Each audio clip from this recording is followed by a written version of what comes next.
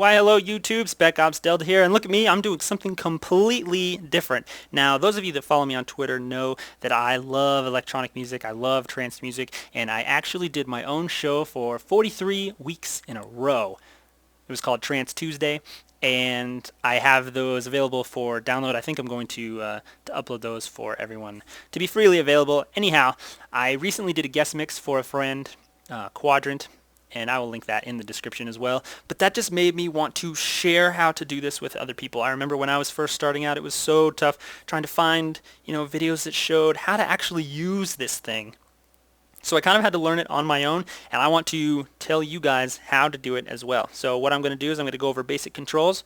I'm going to go over the basic ideas for trance music. Please note this is for trance music because I do not know if these rules actually apply to liquid drum and bass or dubstep or electro or blah blah blah, any of that. So this is only for trance music.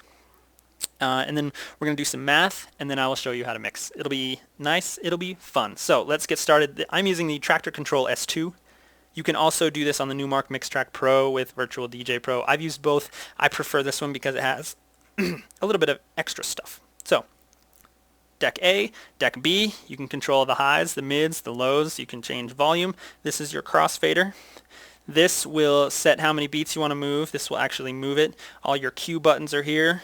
Play, cue again, loop, tempo, sync, and these are all the effects. I can go over in another video exactly what all these are depending on the feedback of this, but I figure most people don't have this, so you're not going to need to know all this stuff.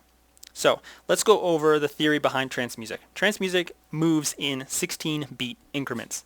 So what that means is that if I start at the beginning of track A, actually, track A starts right here, boom.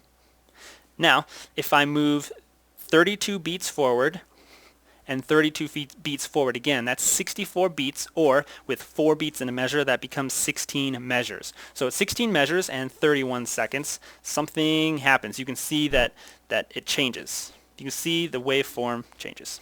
So if we move more, boom, boom, now we're at 1 minute exactly, and you can see that once again there is something else happening, boom, boom, and this just continues and continues and continues. So when you first start out, this is where you want to start in order to mix well into something.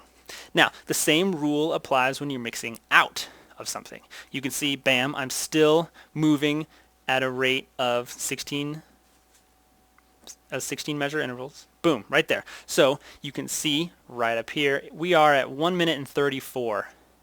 Okay, and that is where I like to mix. I can do another video showing the differences between mixing at 134 and mixing at 1 minute.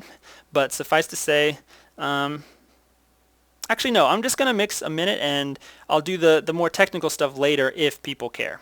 Okay, so we're playing this song, everything's cool, everything's groovy. At 1 minute 5, that is where we're going to mix. And we know that because we have moved in 16 measure intervals. Plus you can see right here, like something happens here.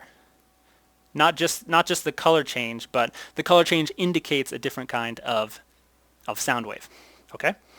So what I'm going to do is, just to make it easy, I'm going to put a cue point there just visually so I can visualize and say, okay, when I hit 2 here, I'm going to have to hit play on the other side. Okay? And that is exactly what I'm going to do. So I'm going to back it up just a little bit. We're going to play, and exactly when that hits 2, I'm going to press play here. All right?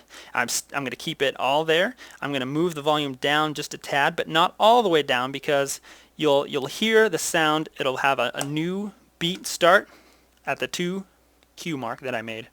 And that beat will make it so that mixing in this new track will be masked just a little bit. So you won't hear it, you won't notice it, especially, if you're in the club, yeah, go boom boom, etc.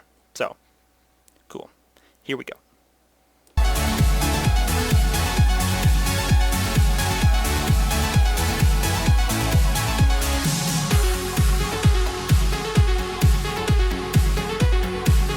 Okay, so I've mixed them both. This you can't really hear. What I'm going to do now is raise the volume up to this. Raise the volume up slowly, and literally that's it. Once I hit the 2 cue mark here, on track B. I'm just going to slide it over just a little bit, and that's it. You have mixed two songs together. It's so easy.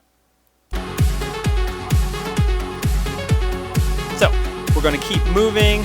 We're going to keep jiving. Now, I don't know if this is easily heard, but the reason I don't like to do this is because it just takes a long time. Now, you can see that I'm waiting a full minute just to switch between two songs. The switch is not instantaneous, which is why I prefer starting at 1 minute and 30 seconds. 32 measures before when I started now, because it's not so much, with this you're mixing an outro and an intro.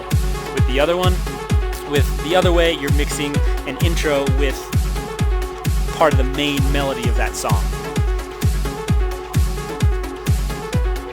So the way that I have these set up, I literally do not have to do anything.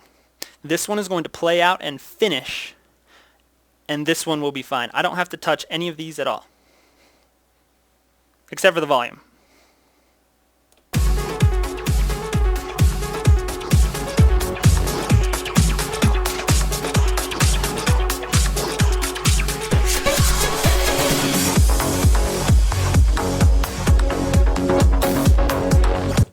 See? Wasn't that easy? That is the easiest way to do it. You start at the 1 minute mark with about 1 minute left of the song, and you see basically where there's a change. If I delete this, you can see it better.